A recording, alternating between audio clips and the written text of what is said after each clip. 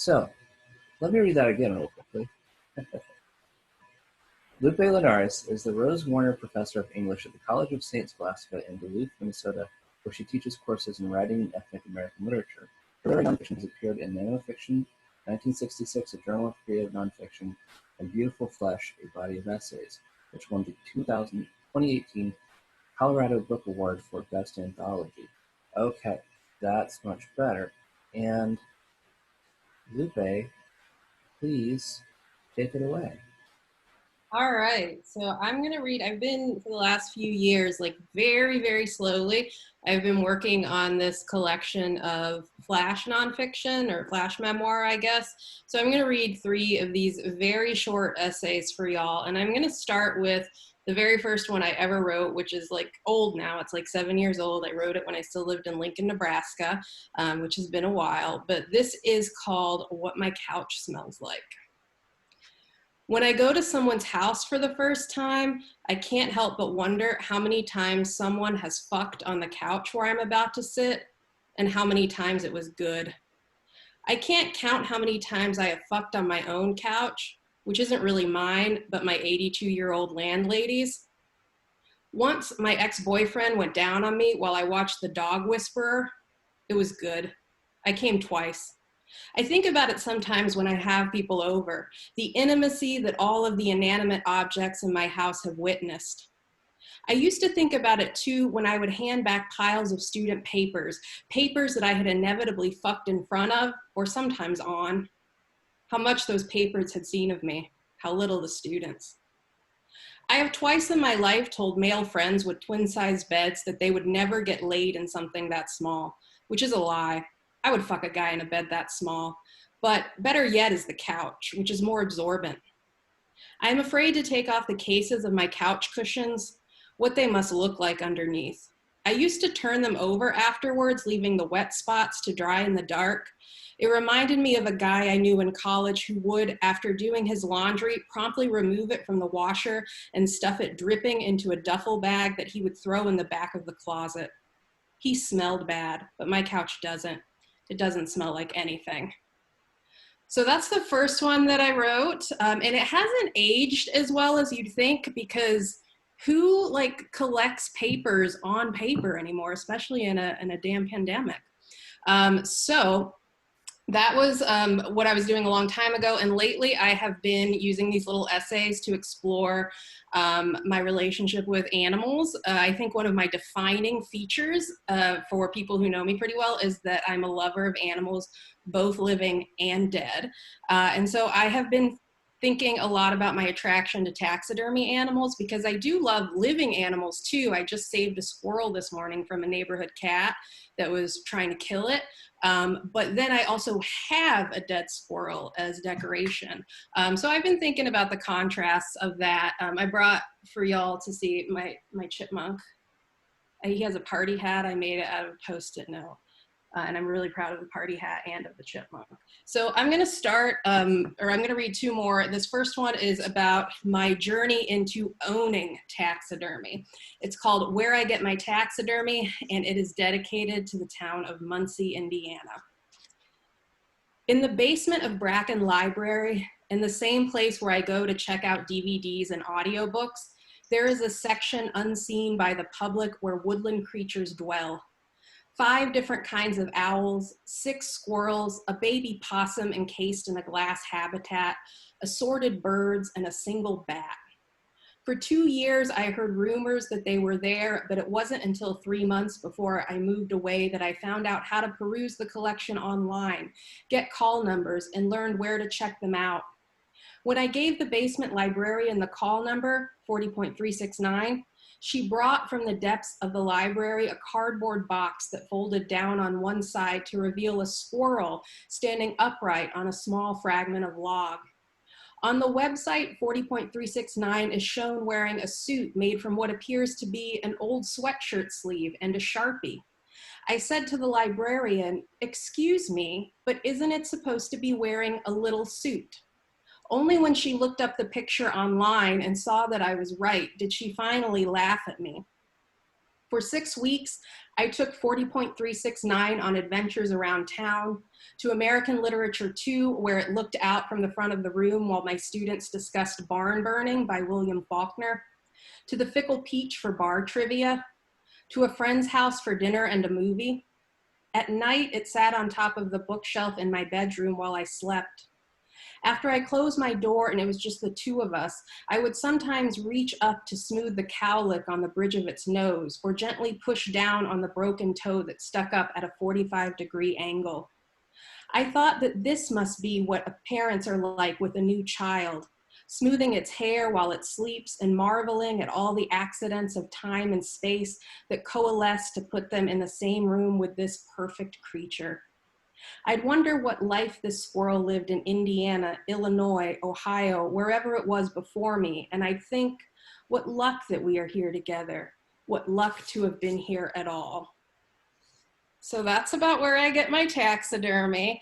And so I have one more that I'm going to read to y'all. This is something that is kind of in progress. I've been working on it for the last couple of months. Before I read this, I just want to show y'all my most recent acquisition. It is a small duckling dressed as a punk rocker. I recently bought a house and my realtor got this for me as my closing gift. And she said, not to brag or anything, but she said it was the most horrifying hunt for a closing gift that she's ever had. So I'm very proud of my duckling. And also I made her my friend. So my realtor is now my friend. Anyway, I'm gonna end with an essay, like I said, that's a work in progress. It's about a memory that I recently recovered. It's called What I Kept Under My Bed. The part of the memory that comes back to me first is the sensation of sticking pins into wax that is the color of a newborn mouse. It takes a second to orient myself into this memory, into middle school, into the science lab lined with blacktop tables where my class stood around rubbery frog carcasses, each of us with our lab partner. I think it was 7th, but maybe 8th grade, and every one of us could have opted out of the dissection. Given the way I would weep at the sight of a squirrel flattened on the road, it would have been fair to assume that I was among the small group who did.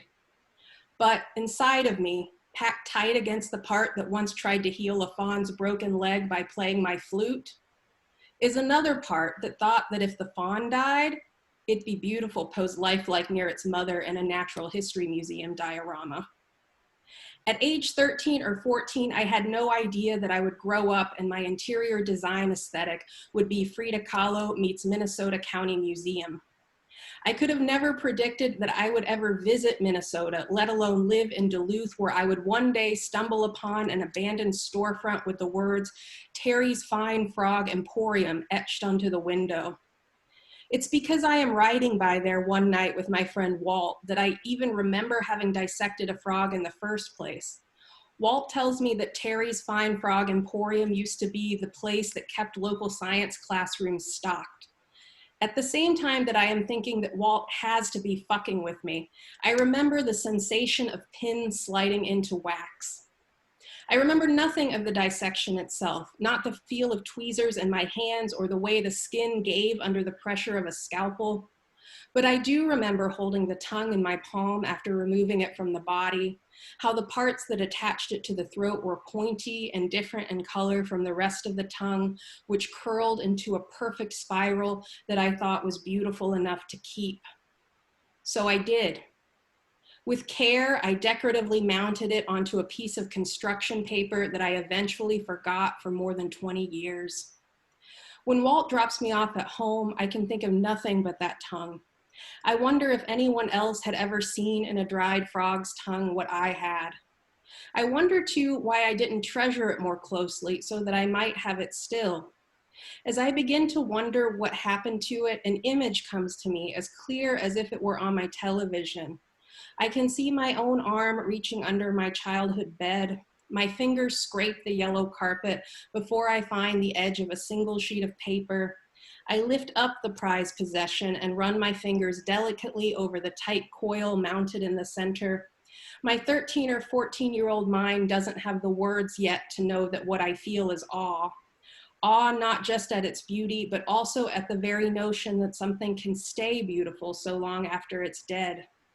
My 37-year-old mind, which can't fall asleep at the end of the day without doing tricks to forget that we are all careening towards an uncertain end, marvels at the serenity of my young self, how she could tuck this token of death under her bed night after night, turn off the lights, and fall fast and deeply to sleep. So that's it. Thank y'all so much for listening. Yeah. Wow. That was so good. That was awesome. Beautiful. Yeah. And your hair's on point. Thank That looks you. so good. Oh, you look I kept brushing it, and now it looks better than ever. That was amazing. That was amazing. I love those little micro essays. Thank you. I got more. Good. We're going to move on. Hopefully we'll have time for questions and thoughts and everything at the end, but we're going to move on right now to Stephen. And I'm going to read Stephen's bio. So Stephen Furlong is a poet living outside Kansas City, Missouri. He is currently an adjunct instructor at Metropolitan Community College in Mountview. His poems have appeared or are forthcoming from places like Bone and Ink, Literature, and Pine Hills Review, among others. Additionally, he currently serves as staff reviewer for the journal 521 and works specifically for the subset Lit Style.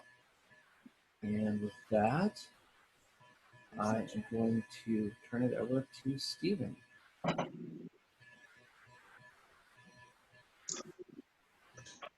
Hi, everybody. How you doing today? As Alan said, my name is Stephen. I'm going to be reading 4 poems for you today.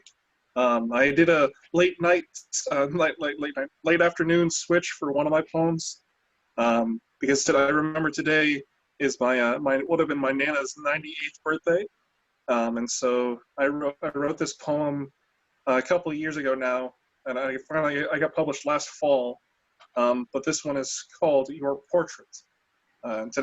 She would have been 98, but she passed away 18 years ago, which feels unreal sometimes. But this one's called Your Portrait. I keep your portrait on the windowsill because you always let the light in.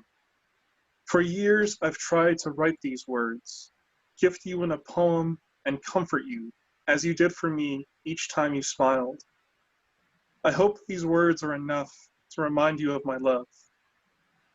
For a long time, I thought words were all I had, the language of missing something. Enough to fill a book, the ink would run over pages turned, reminders of your existence. There are books to be read, appreciated, shared, a gift providing something lost along the way. Faith in people, something greater than myself. I open my memory palace door. I see you offering openness for change. I give you a penny, some dirt, and a smile. You always chose the smile.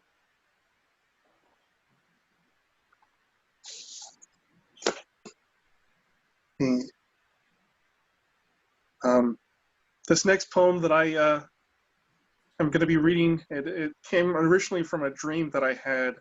In my childhood home, in the backyard, we had a swing set that my little sister and I would use regularly.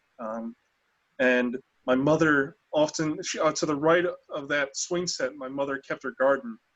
And so this memory, that image of the swing set and also the garden was really pronounced in the dream. And I felt it too strong to ignore to not write about it.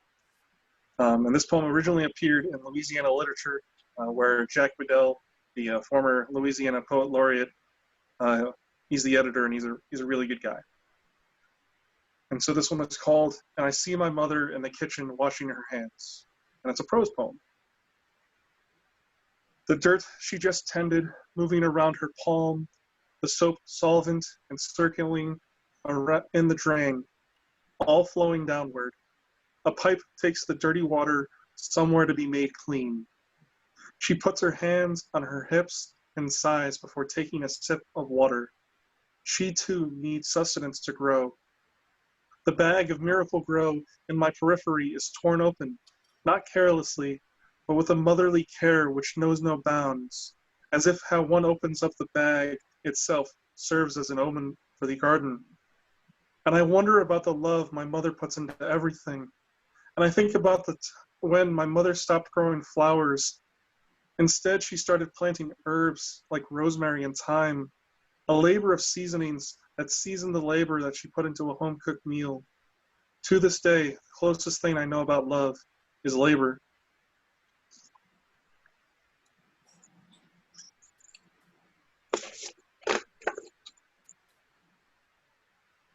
This next poem that I'll be reading for you all is dedicated to my best friend, Charlie Rudiman. He lives back in New York, and I'm currently in Missouri, so long-distance best friendship, but he's been my best friend since, it'll be 2007 we became best friends, so it's been about 13 years now.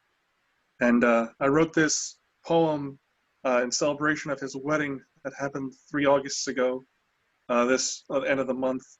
And him and his wife, Chelsea, are expecting a child in October. I'm so excited for them to have a child in this world, even though it seems scary. Knowing that that little bundle of light is going to be present is a joy that I'm immensely looking forward to. This poem appeared with Glass Poetry, and it came out actually just this past month. It's called Most Days I Long to Be an Ampersand. And most days I'm okay with living. It isn't always, but sometimes. I have seen light dance in rooms I believed I did not belong. My childhood was spent in a room I did not create. The foundation consisted of wooden beams, paint, and a matter of life is death. My friend Devin says death is most of our lives. I believe him. Most days I long to be an ampersand because language is fallible. But to be a symbol, the image of continuance is enough. With you, I am a room full of pictures, framed by memory, and I want to capture you here, because at the end of this, I want to know there's me, but there's also you. I want to thank you all for listening to my poems. These are a lot of new poems that I'm reading right now, although I guess the youngest poem was written 6 months ago. But I've been trying to find lightness and more joy, even though the world seems scary and overwhelming. And I'm trying to hold on to those moments more and more each time. So this is going to be my last poem for you all. And the title's a line from Mary Ruefle. I stole from one of her lectures in her book Madness, Rack and Honey, which was published by Wave Books a couple years ago. And the actual line is, I don't know about you, but I just want to be held. But the published title is, I don't know about you, but mostly I just want to be held. So I don't know if I should keep it on my own line or keep the actual line. I'll obviously come up with that decision in due time. But it's just interesting to see thought you had a line correct, but then you reread it and you realize you weren't right. So this one is called I Don't Know About You, but mostly I just want to be held. I am reaching my arms out in the dark, looking for light. If it came, would it be a gift? I wouldn't know whether to accept or decline. There's something about wandering that keeps me up at night. That and the nightmares, which have returned. Admittedly, I doubt they ever left. Sometimes I'm able to go back to bed. Sometimes I just want to be held. Still, the distance between us feels like light. Years will pass like shooting stars. Miracles, if we believe in miracles. Hope hangs in the balance like the last word of a line. I'm still trying to write about the love I've been given. I think it comes through the blinds. The patch of sunlight my cat always seeks out, warming up his back. I can feel him shake off the cold, and he sprawls out as to soak in every drip of the sun. Thank you.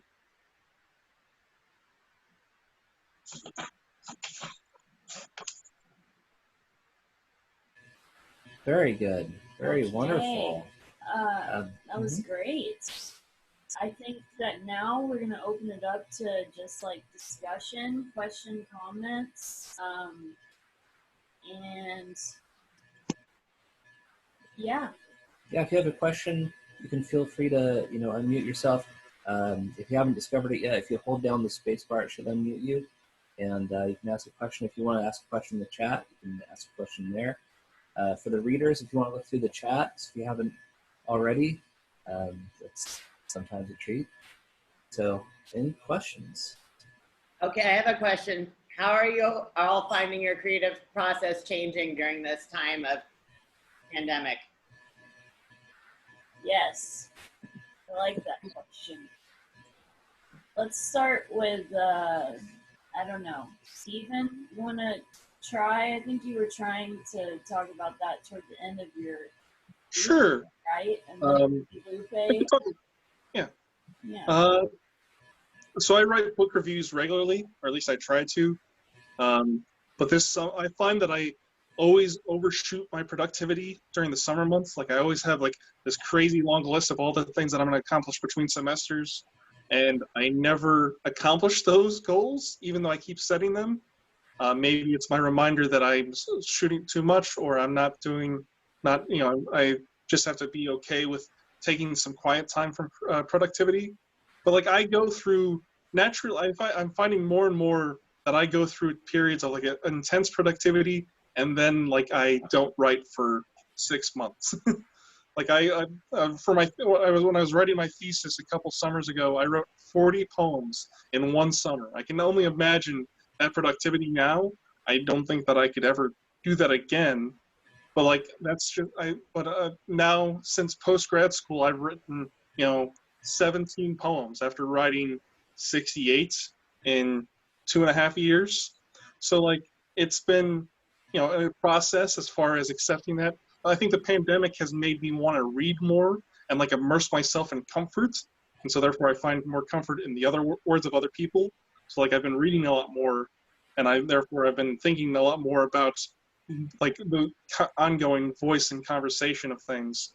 But like I mean, my productivity has been not it hasn't been as it's been kind of on par as far as the regular ebb and flow of my work is concerned. But then there's also those intense times where I'm like, I feel like I haven't written a poem in 6.5 months, and I am not, for whatever reason, I feel like I'm going to have to return my poetic license. But I know rationally that's not something at all.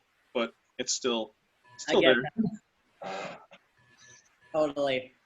Thank you. Of course. Okay, you want to take a stab at that?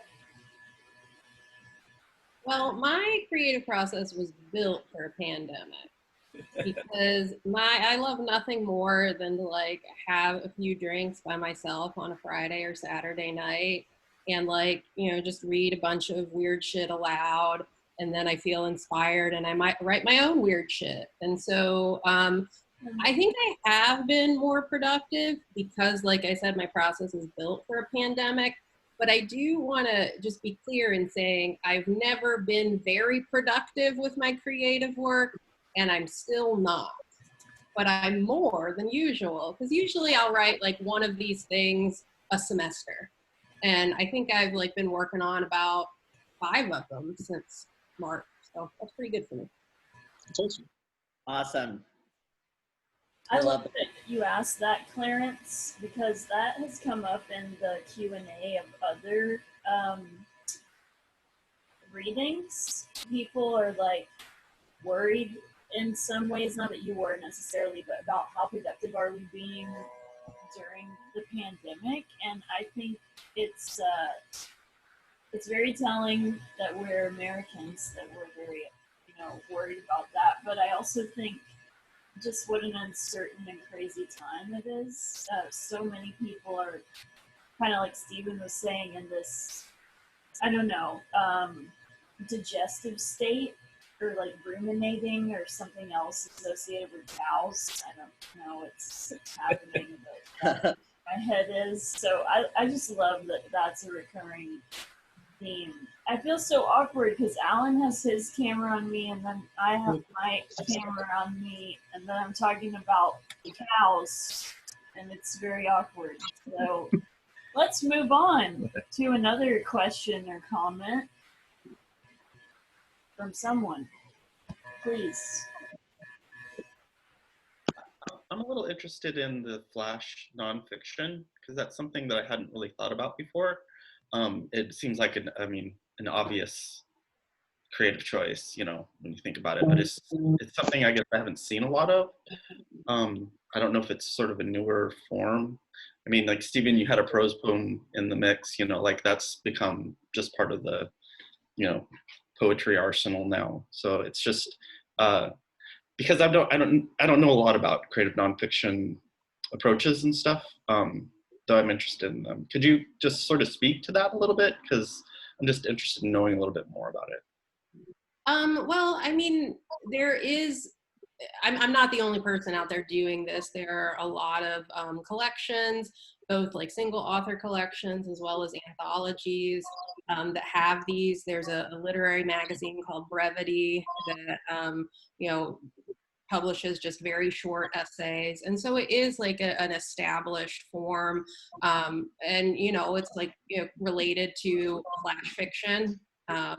But also, yeah, I've spent some time trying to figure out, you know, when I'm sending this to journals that accept all kinds of genres, like, can it count as a prose poem? Like, I love Googling questions that are ridiculous. And so I'm like, is flash nonfiction the same as prose poetry?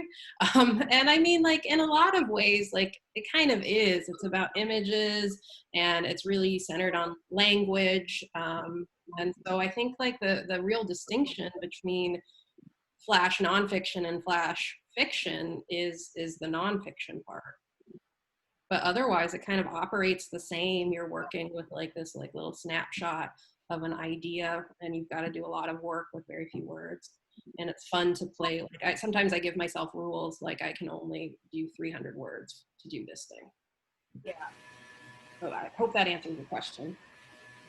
The writer Jose Antonio Rodriguez has a really awesome book called House Built on Ashes. It's from the University of Oklahoma Press, and they're like small vignette nonfiction pieces. I highly recommend it as far as a fun reading to piggyback off of the nonfiction. I also put a weird book in the chat if you're interested, Mike, since you brought that up, but also anyone. Wow, great. I love the questions. I love the answers. What else? I think we have time for one more question, maybe.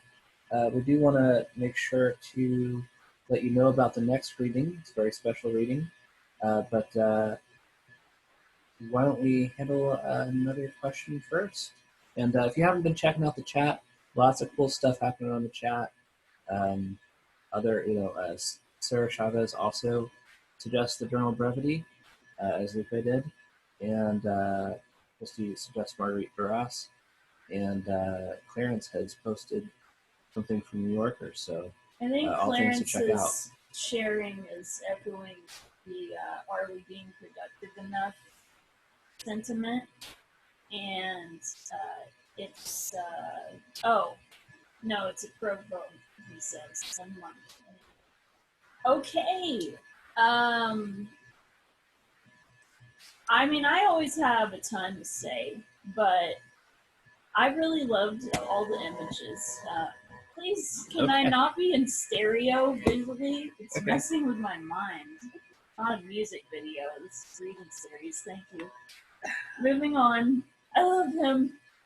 But as we were saying, I don't even know anymore because that's how distracting it is. But I was thinking too, you know, the restrictions, Lupe, you were talking about you give yourself while you're writing. I think that can be really fun as well. And I wonder about that with Stephen. You said you were trying to write more about positive things during a time like this, which to me feels like the ultimate challenge. I mean, even just on Twitter, I'm like, maybe I can like talk about food or baby animals. And I sustained that for one day, and then I went back to like, yeah, well, you know what, world, you know what. So I wonder about that. Do you think of that as like a craft constraint, or is it something more philosophical when you're thinking about your writing?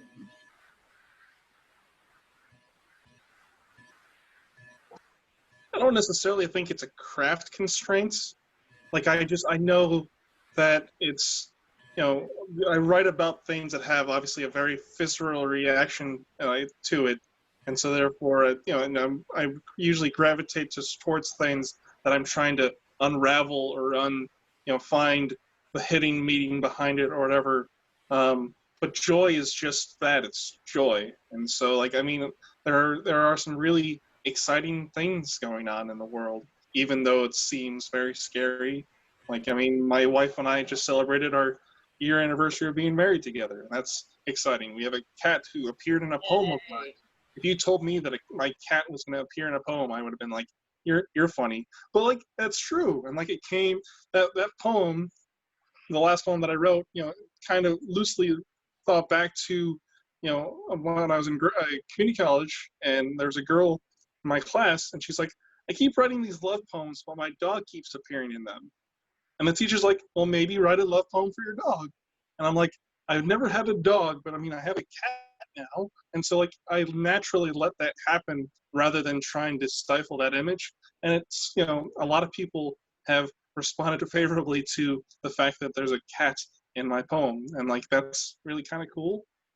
And Yes. then just like, I really like poetry as remembrance as a general thing, but like just trying to find those moments and hold on to those moments and make them, as permanent as possible through words. Even though I mean, obviously, emotions change and words change and evolve. But like I read these poems that I can abundantly in my brain. I can abundantly see images of, my best friend's laugh, and I can see my Nana's soft hands, and like those are things that I hold on to and that I'm thankful for, and that's helping me get through.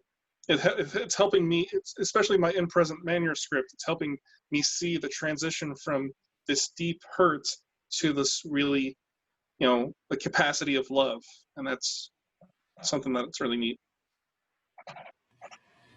I think it's interesting too because when you're writing about and or through trauma, a lot of times the conversation turns to matters of privilege, and so the idea is, are we?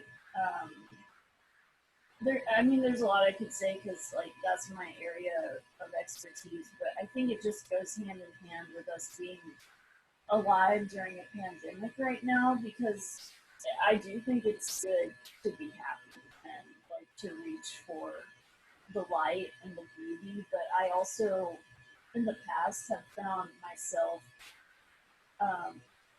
through internalizing it and also through very hostile readers being forced to do that, and it becomes like jilted. So I'm just thinking about it like consistently, because I don't think we should all be like navel gazing into our navels aglow or what have you, but I do think, it isn't so much about catharsis or witnessing, but this idea of writing about the light or writing about the dark. I've been thinking about that for a few years, about how that gets talked about in such a binary way, I guess. So I don't have a real boiled down point, obviously, but I think it's interesting, and it keeps coming up during a national crisis that we're all in. But I just want to say again, great job. Really beautiful writing.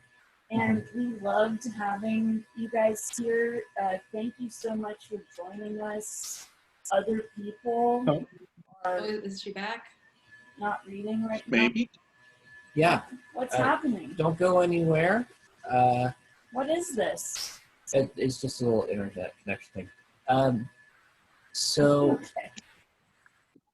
Right, so I'm a fan. I appreciate that. Thank you. whatever that Yeah, was. yeah. Thank you for everyone for What staying. the hell? I do want to go Wonderful. over what we've got cooking up for next week. Next week is the 6th fire hydrant reading, and I'm very sorry. And we're very excited to be hosting Thomas Legendre, who's coming to us from Scotland. And because of that, we're having the meeting at noon. So noon Central Time, 6 p.m. Scotland time. So we're doing that, and we're going to have Christy Carter, poet Christy Carter, join Thomas. So that'll be happening next week. Lunchtime. Tell your boss whatever you're doing. Tell your cat, hey, it's lunch, but I'm going to listen to a reading. So eat or whatever. Bring your sandwich, whatever you got going on, and should be a great time. I also want to say it's very ironic that I was going on this like diatribe about light and dark, and Zoom was like, you know what? No, we're not here for that dialectics of poetic craft. So, that's what you missed when I got cut out. I was ruminating on the bigger issues, questions, and problems, and apparently that's not what this series is here for. So we're just going to have to reinitiate that. Maybe we can call it like the Gloom Room or something, another series, because, we don't have enough to do already. And again, you are wonderful, all of you. Thank you so much. We hope you can come next week. Alan, thank you for the plug.